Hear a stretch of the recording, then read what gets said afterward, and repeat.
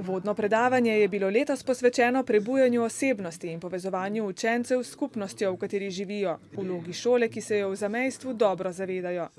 Predavanja in delavnice za posamezna predmetna področja se bodo za 450 udeležencev nadaljevale vse do 11. septembra.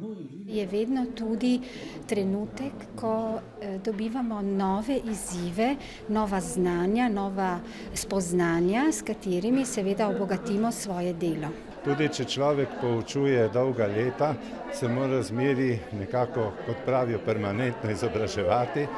Potem je pa letošnja novost ta, da je jesenski seminar uvod v celoletno izobraževanje iz čezmejnega projekta, ki smo ga zasnovali skupaj z italijansko šolo v Sloveniji.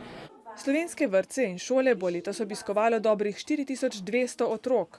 Večjih bo v učilnicah na Brežinske šole, nov oddelek za malčke pa špetrska dvojezična šola odpira v bližnji občini Sovodnje.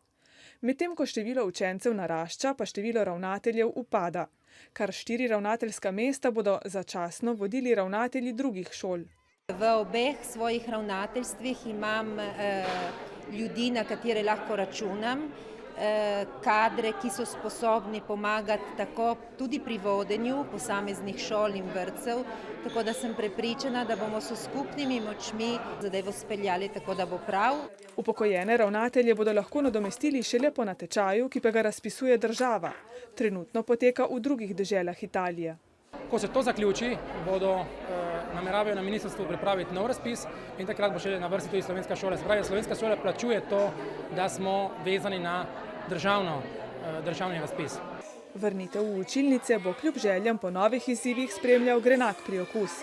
Nihče ne ve, kako dolgo bodo svoje začasno delo opravljali ravnatelji ali pa kolikokrat bo ponovno preložen začetek prenove zapuščenega sedeža dvojezične šole v Špetru.